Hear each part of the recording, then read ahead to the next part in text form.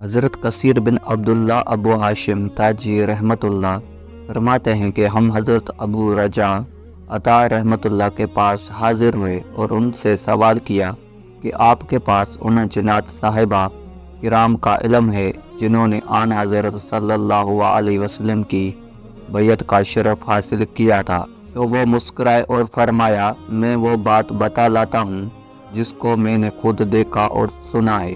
وہ یہ ہے کہ ہم ایک سفر میں تھے، جب ایک پانی کی جگہ پر اترے اور اپنے خیمے نصب کیے اور میں دوپہر کے آرام کرنے کو چلا گیا۔ خیمے میں میرے سامنے ایک سانپ لوٹ پوٹ ہو رہا تھا۔ میں نے اپنا برتن لیا اور اس پر پانی چھڑکنے لگ گیا تو اس کو سکون ہو گیا۔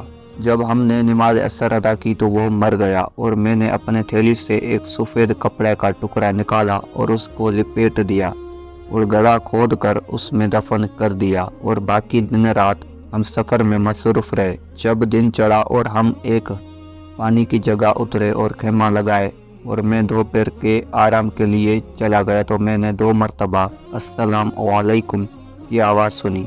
یہ لوگ 1 یا 10 یا 100 یا 1000 نہیں تھے، بلکہ اس سے کئی گنا زیادہ تھے۔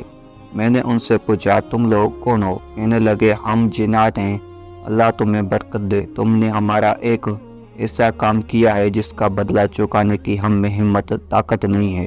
میں نے پوچھا، میں نے تمہارا کون سا کام کیا ہے؟ کہنے لگے، وہ سانپ جو تمہارے پاس فوت ہوا تھا وہ ان آخری حضرات سے تھا جنہوں نے آن حضرت صلی اللہ علیہ وسلم کی بیعت کا شرف حاصل کیا تھا۔